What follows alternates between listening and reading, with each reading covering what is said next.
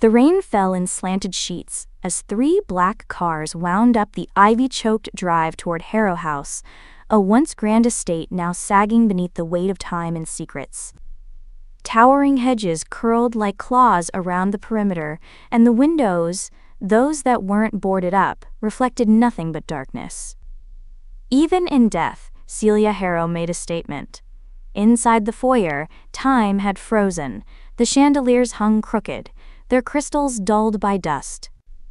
Portraits of grim ancestors stared down with knowing eyes. In the stale silence, the heavy front door creaked open. Margot Harrow entered first, sharp in her tailored coat, heels echoing across the cracked marble. The famed attorney glanced around with disgust, thinly veiled by detachment.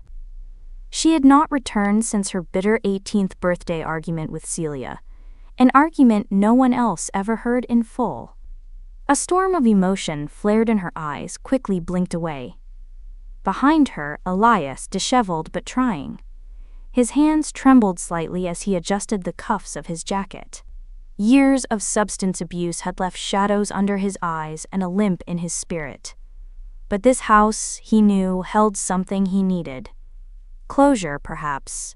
Or vengeance. Or something darker.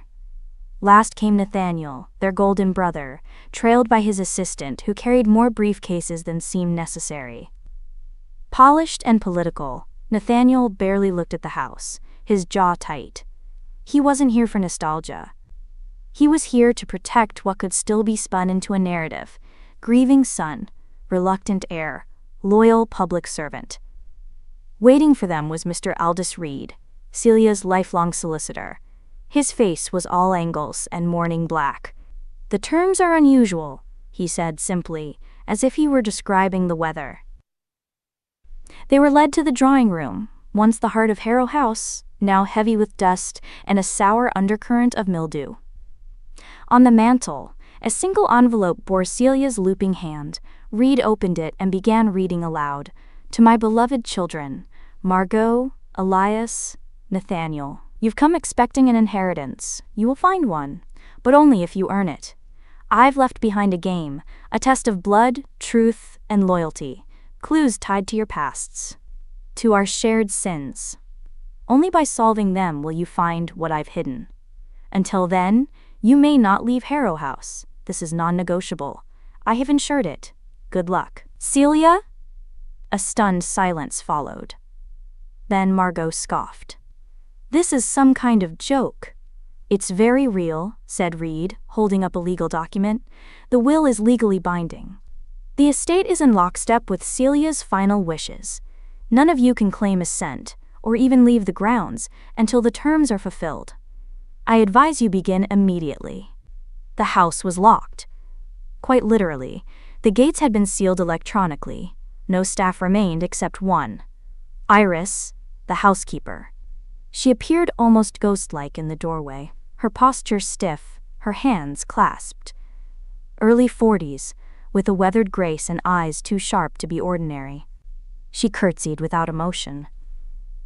"I'll attend to your needs," she said quietly. Miss Harrow was very specific. None of them remembered her, and yet there was something about her. Elias lingered when she passed. Her presence stirred something he couldn't place. A scent? A glance? A ghost of a memory?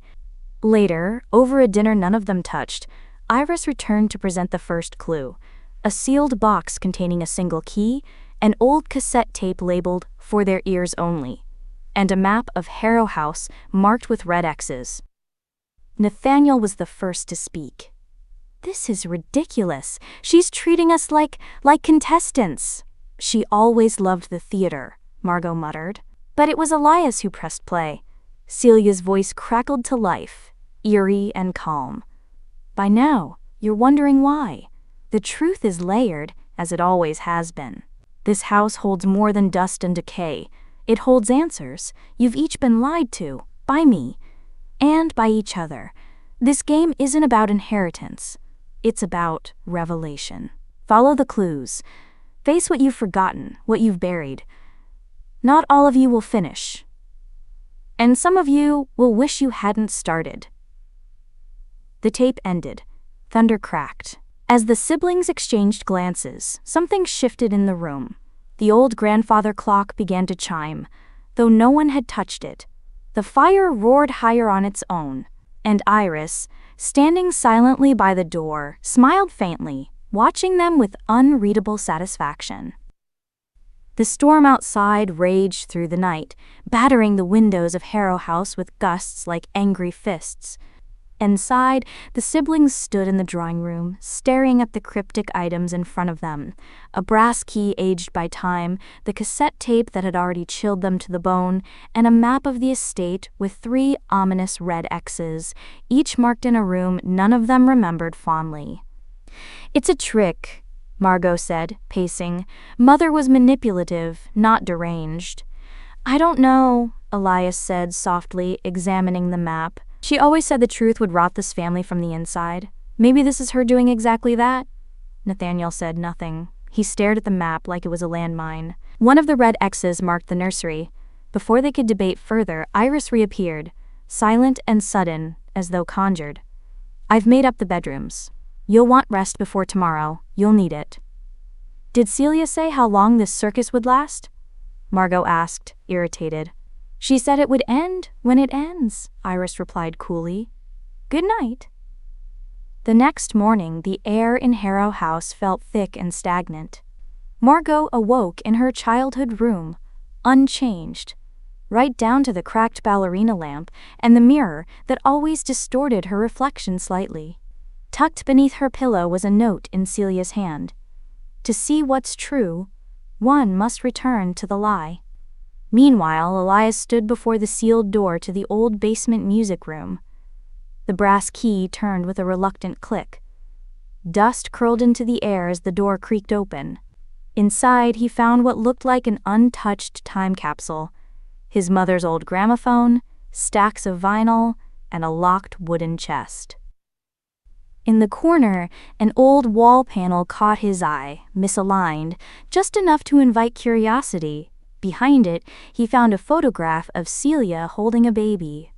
On the back, in Celia's unmistakable script, Lilith, 1991. His heart nearly stopped. Lilith, the sister they were told had died in infancy. A name never spoken aloud?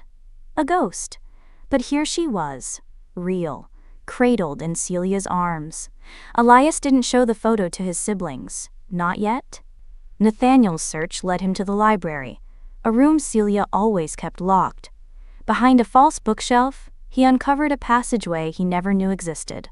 It led to a narrow, windowless room. Inside, file boxes, hundreds of them, each labeled with initials, dates, and payment records.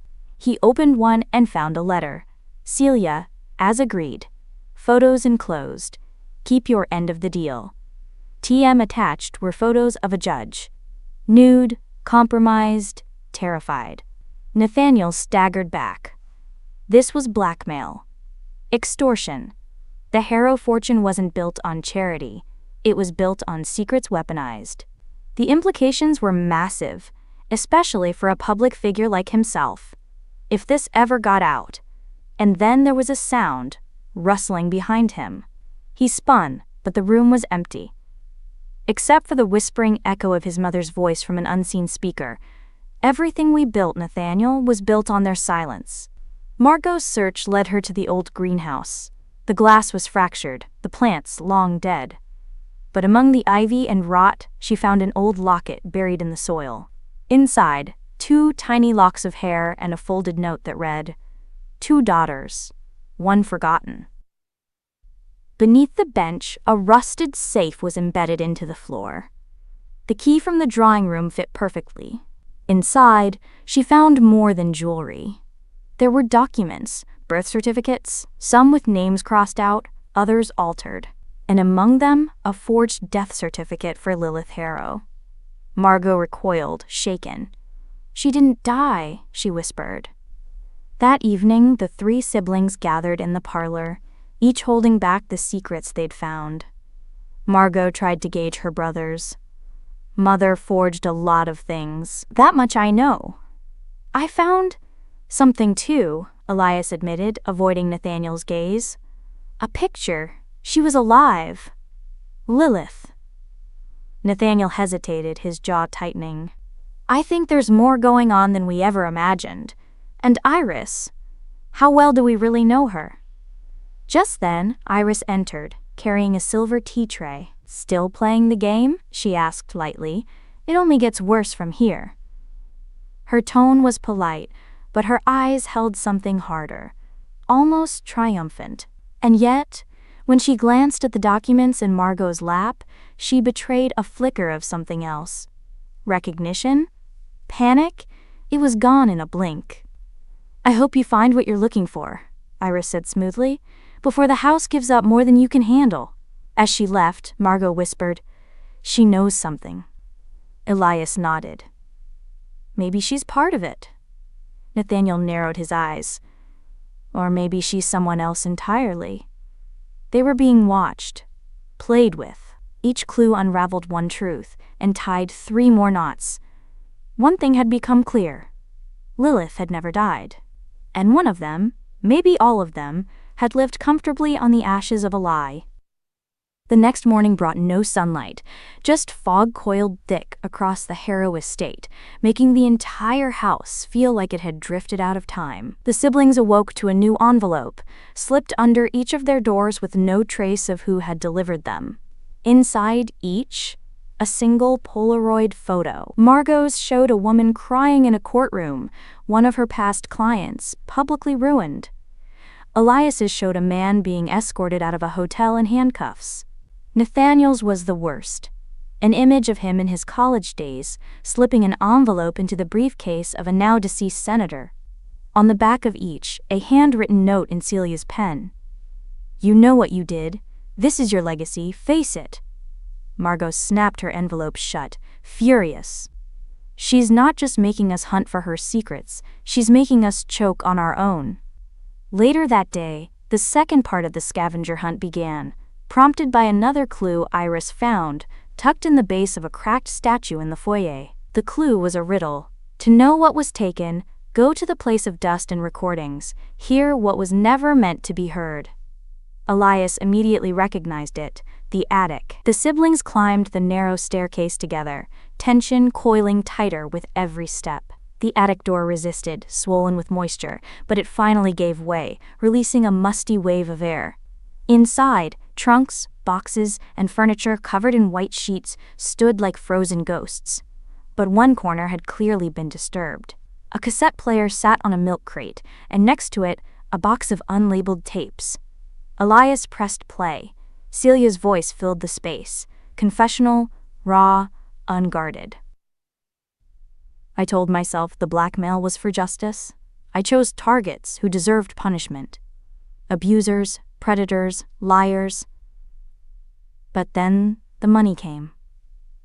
And with it, the power. I hurt good people.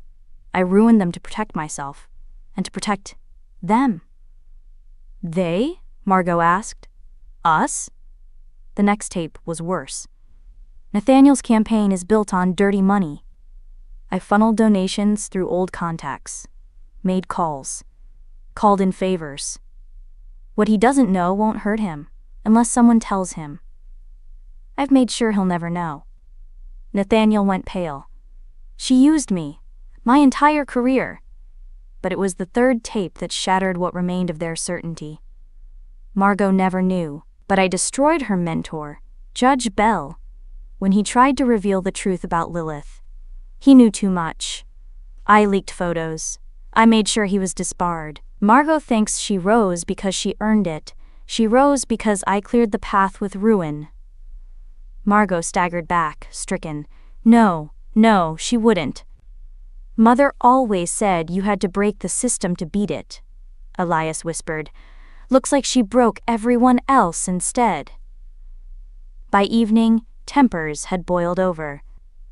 Margot accused Nathaniel of concealing what he found in the library. Elias revealed the photograph of Lilith. Accusations flew like knives, but it was Iris's absence that disturbed them most. She's always here before we ask for anything, Nathaniel muttered. Where is she now? That night, Margot ventured into Celia's private study. Something had been nagging at her all day. The keyhole in the desk drawer looked freshly scratched, as if someone had been trying to force it open. Inside the drawer was a single envelope. She opened it. A letter, addressed only to L. I failed you. I chose safety over truth. I gave you away because I believed the world was too dangerous for you. But I never stopped watching. I never told the others. I told them you had died. And now, I fear the danger is inside this house. Forgive me. The truth will soon be yours. Margot stared at the page, her hands trembling. She knew Lilith was alive. She was in contact with her, maybe even helping her. She made her way to the security room, hoping to find footage of Iris, who had been moving freely through the estate, even into sealed-off wings. But when she arrived, every monitor was static. Every recording for the past 2 days had been erased. Someone wanted them blind. Margot checked the backups. Gone. The access logs, scrambled. Someone had hacked it, expertly. She stepped out into the hall and froze. The door to the east wing, the one Celia had sealed decades ago, was ajar, and Iris was gone. At dinner, Margot confronted her brothers with what she'd found, including the letter to L. Iris knows more than she's saying, she said. Maybe she is Lilith. Nathaniel shook his head. She doesn't fit the timeline. She's older than us, at least 5 or 6 years older. Not necessarily, Elias murmured. What if she was hidden? What if she wasn't raised like we were? Margot looked at them both. What if she's not just here to observe? What if she's here to finish something? Just then, the lights flickered and went out. A low hum buzzed through the house, then silence. And on the wall behind them, projected from an unseen source, appeared an image. The Harrow family tree. But the branch where Lilith's name should have been was burned away, literally scorched into the projection, as though someone wanted to erase her from the bloodline completely. The question hung in the air, unspoken but undeniable. If Lilith had been erased, who had done it, and why? The blackout stretched long into the night. Without electricity, the oppressive silence in Harrow House made every creak of floorboards and rustle of wind sound like an omen. Margot sat alone in the study, the letter to Elle clutched in her hand. She kept rereading Celia's final words, her mind spiraling. The dangers inside this house. Was it Nathaniel, whose pristine political image now cracked beneath the weight of corruption? Was it Elias, who wandered the estate at night, talking to no one and hiding things? Or was it the person they still couldn't place? Iris, the woman who knew too much and never answered enough? A soft knock jolted Margot. She turned. It was Elias, holding a small plastic bag. I need you to do something for me, he said quietly. Inside the bag, coffee cups. What is this? She asked. From breakfast. One from each of us, and one from Iris. I swiped them before anyone noticed. Elias. I need to know, if she's one of us, if she's Lilith. Margot hesitated, then nodded. I'll send them to the lab anonymously. I still have friends in forensics. But before she could make the call, a crash echoed from the east wing. Both siblings sprinted down the hall, following the sound. They found Nathaniel in the hallway, outside the sealed east wing, once Celia's private domain, abandoned for decades. The door had been broken open, the lock mangled. Nathaniel turned, breathless. She was here, Iris. I followed her. She vanished down this hall. They stepped inside together, bracing for what they might find. The air was stale. Dust choked the long corridor. Room after room appeared untouched, until they found the one at the very end. Inside, the furniture was covered in white sheets, except for a single crib, still pristine. And on the wall, faded but visible, was a mural of a sleeping child beneath a red moon. Elias approached slowly. This was a nursery. Margot's eyes widened. Not ours. This room wasn't part of the wing we grew up in. Beneath the crib, they found a box sealed with wax. Inside, Celia's personal journal. The entries were fragmented and disjointed, but one page stood out. I made the choice. I sent her away. They told me she would be safe if she had no name, no claim.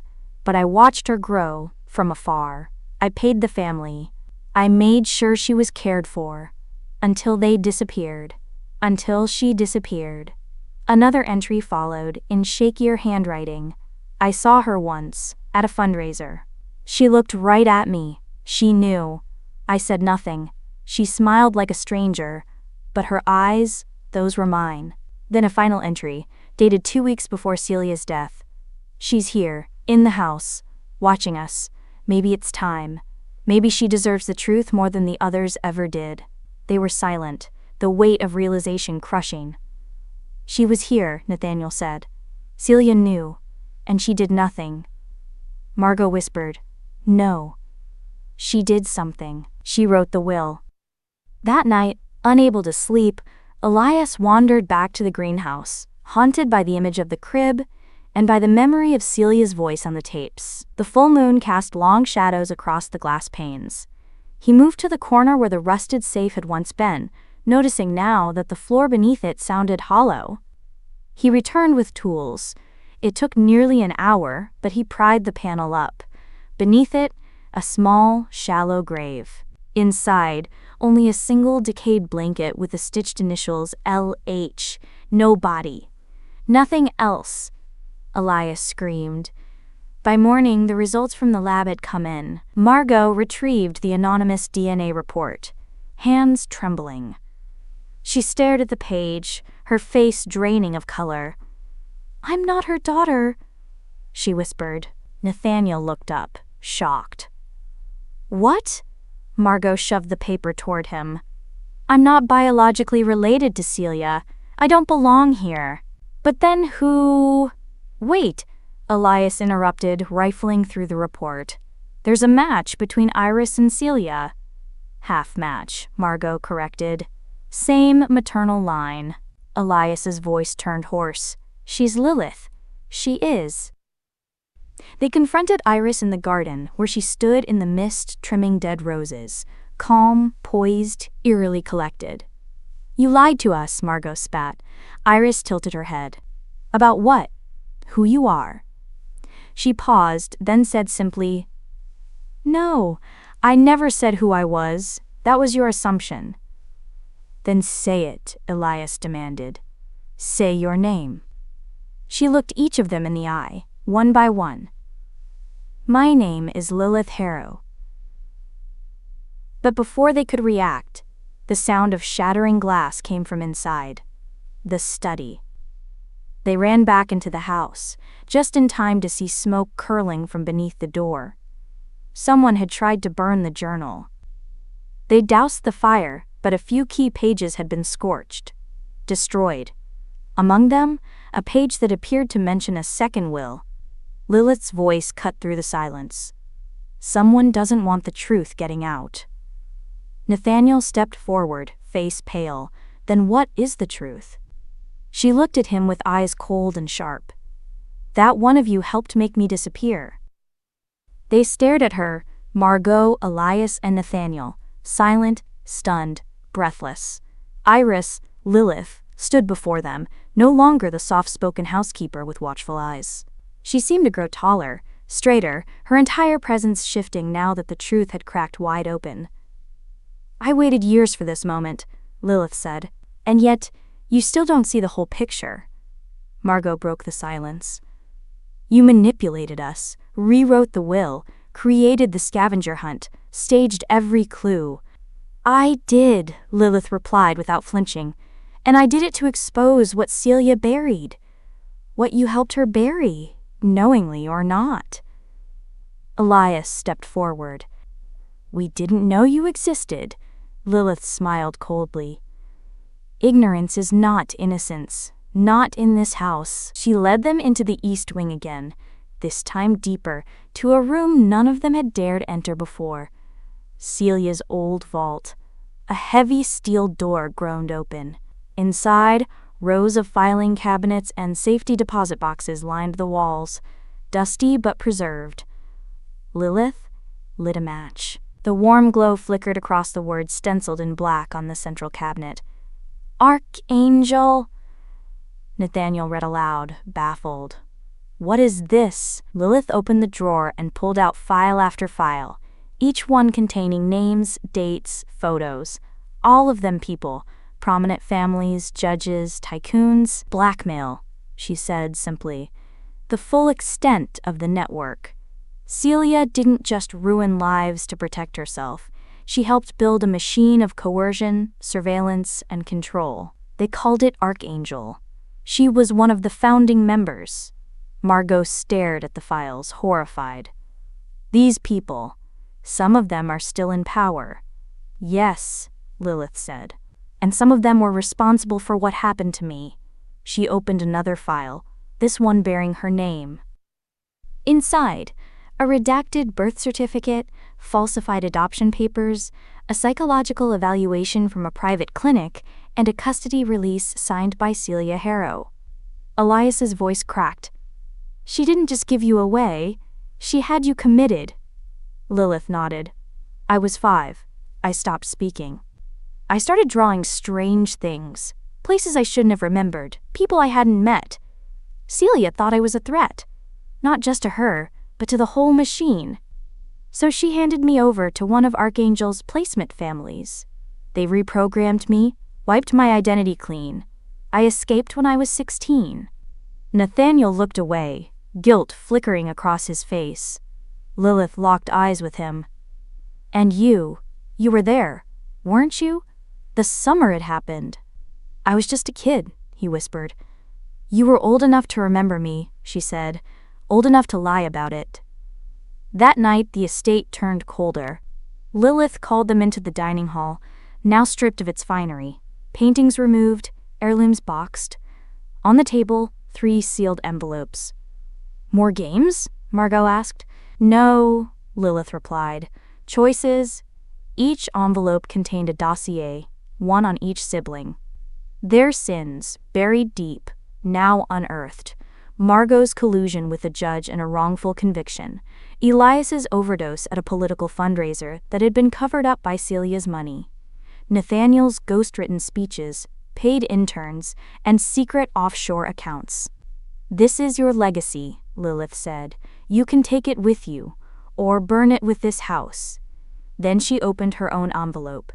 Inside, one final photo. Lilith as a child, playing in the Harrow garden, watching the other 3 from a distance, behind the hedge, smiling.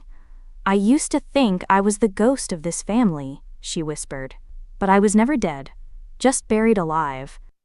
Later, Elias returned to the greenhouse. The image of the empty grave haunted him, but this time he brought a flashlight and a spade. He widened the hole and found something wedged in the earth, a rusted tin box. Inside, Celia's old audio recorder, the final tape. He ran it on the antique cassette player in the library. To my daughter Lilith, if you found this, then you've won. You've reclaimed what I took from you. But beware, not every truth heals, some devour. I didn't act alone. Someone helped me take you, someone who shared your blood. You will know them by what they tried hardest to forget. Elias didn't sleep. By morning, a body had been discovered in the East Wing. The archivist Celia had employed in secret to organize the blackmail files. The man had been dead for days. Poison. His lips stained violet. Police were called, but the storm that rolled in grounded their arrival. The estate, again, was sealed. Inside the study, Lilith found a torn scrap of the scorched journal, half a sentence burned at the edges. The second will, if anything happens to me, is with M. That letter again, she murmured. M. Who is M? Nathaniel stepped back. You think it's Margot? Margot shook her head. Don't you dare. Maybe you helped cover this up, he snarled. You always knew how to make evidence disappear. Lilith slammed her hand on the desk. Enough! We're not done until we find out which one of you helped erase me. And if it's none of us? Elias asked. Lilith gave a slow, haunting smile.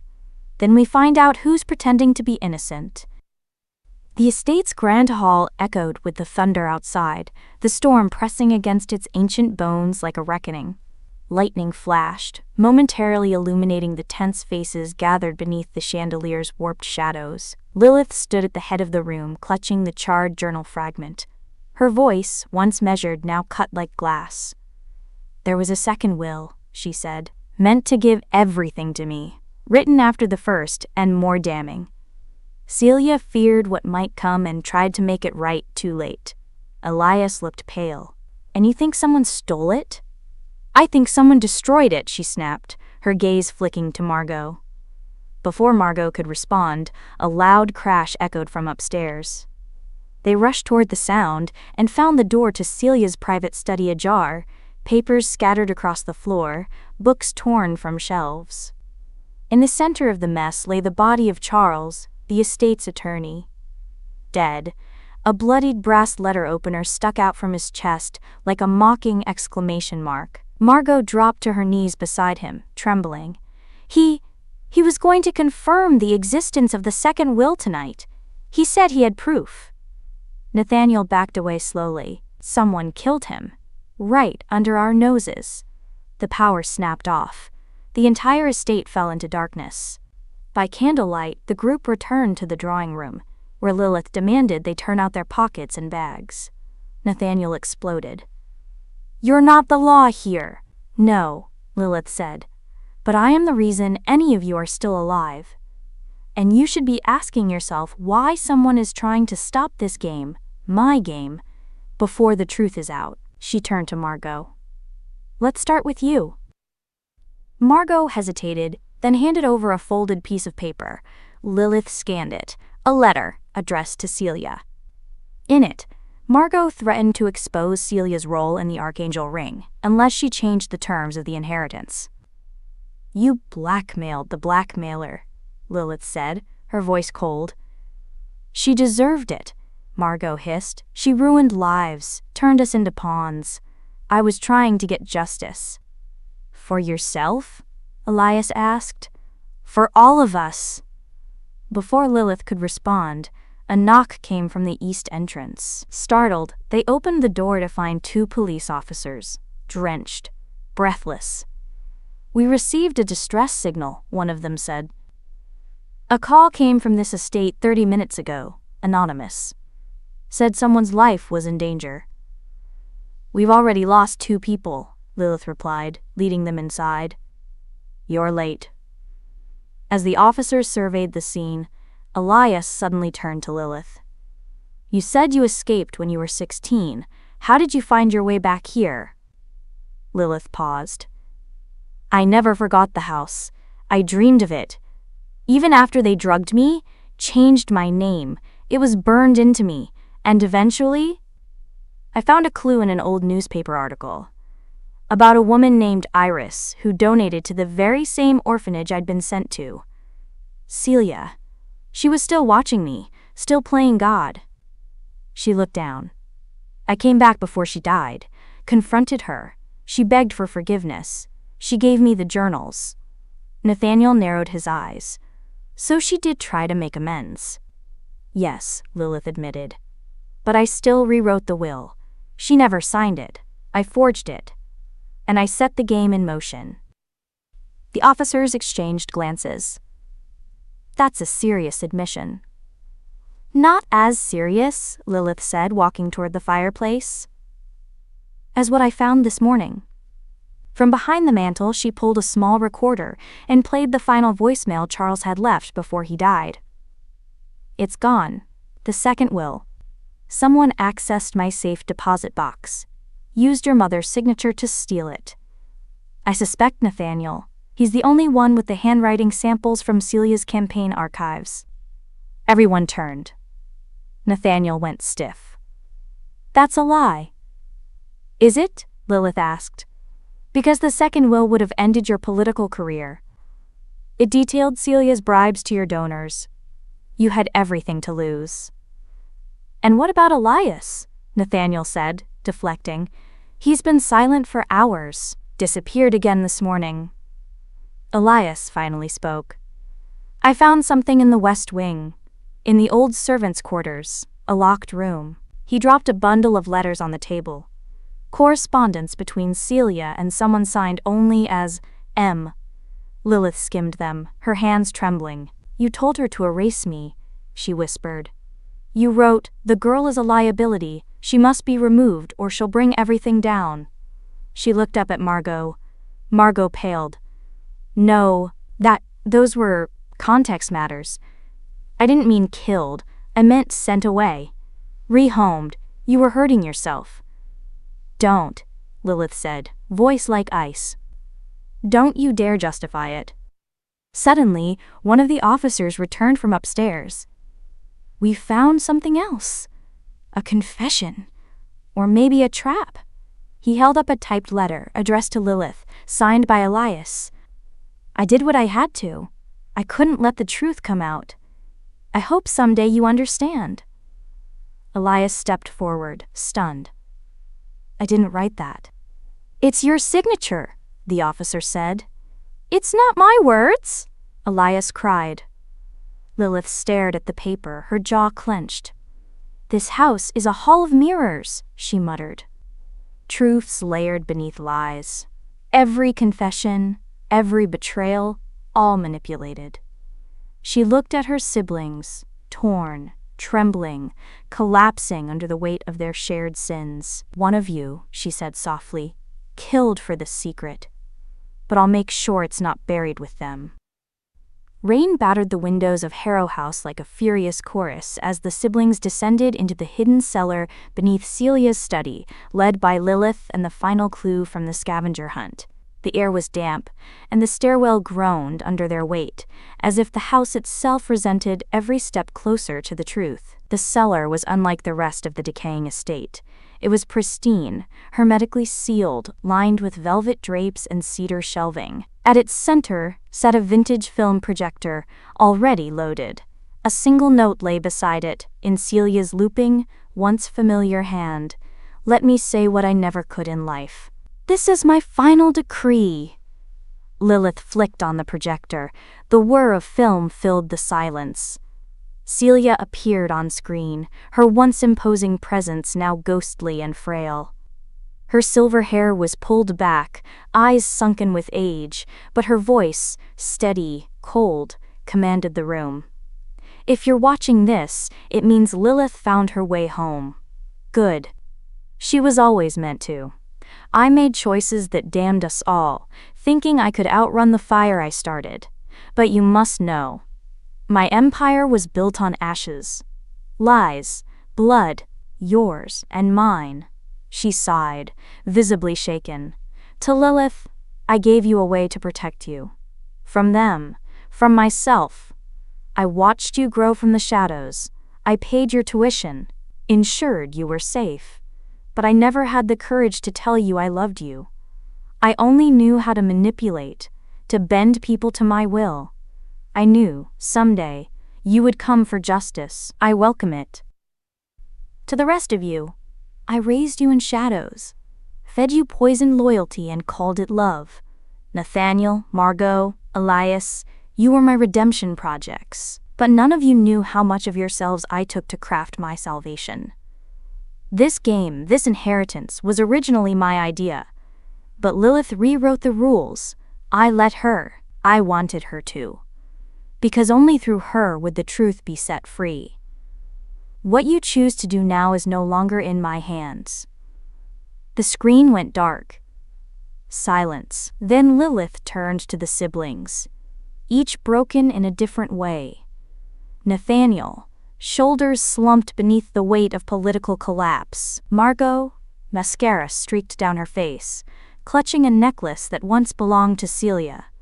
Elias, quiet, unreadable, his eyes flicking between them. Lilith pulled out an envelope marked, "The Original Will." I found it in the greenhouse, she said, buried with an empty grave. Celia left it there as a final test. Or a punishment. She lit a match. Wait! Elias stepped forward, but Lilith didn't flinch. The envelope caught fire. Lilith dropped it into a silver bowl, watching as Celia's true intentions crumbled to ash. "I don't want her legacy," Lilith said. "Not the money, not the power. I want it gone. All of it." Nathaniel looked at her. "And if we want to keep it?" Lilith met his gaze, unblinking. "Then you're no better than she was." Margot, voice brittle, asked, "So what now? We just walk away?" "No," Lilith said. "You burn it down." She stepped aside to reveal a row of gasoline canisters, quietly staged during her weeks as Iris. The fire she had prepared wasn't symbolic, it was real. Outside, the storm had subsided. A sickly dawn broke across the Harrow grounds as the siblings stood watching the flames engulf the estate. The fire roared higher, devouring the wallpapered lies and splintered vanity of generations. The grand piano crumbled, portraits melted. The family name, its curse, turned to smoke. Lilith stood apart. "You manipulated us," Nathaniel said, walking up beside her. "You lied." She nodded. "Just like she taught me." He studied her. "Where will you go?" "I was never meant to stay. This was closure, nothing more." Margot appeared behind them. "You think this makes you better than her? Burning it all down?" "No," Lilith said, turning to face them both. "Just free." Elias emerged from the tree line, soaked and shaking. "The police are coming. They'll want to know what happened." "We'll tell them the truth," Lilith said. "Which truth?" Margot asked. "Hollow." Lilith gave a slight smile. "Whichever one you can live with." Hours later, only embers remained of Harrow House. Reporters swarmed the grounds. Fire crews worked in silence. But no one could find Lilith. Her name wasn't on any records. Her identity dissolved like smoke. The woman once discarded like refuse had become myth. Margot, Elias, and Nathaniel were left to face the wreckage of their home, their memories, their mother's sins, and their own complicity. In the final scene, a quiet coastal town. A small bookstore. Lilith, now under a different name, arranges books on a shelf. She pauses at a copy of The Secret Garden. Her fingers linger on it. A child's voice calls from the back room. "Mom?" Lilith turns, a softer light in her eyes now. "Yes?" The past is not gone, but it is behind her, for now, and Harrow House is ashes.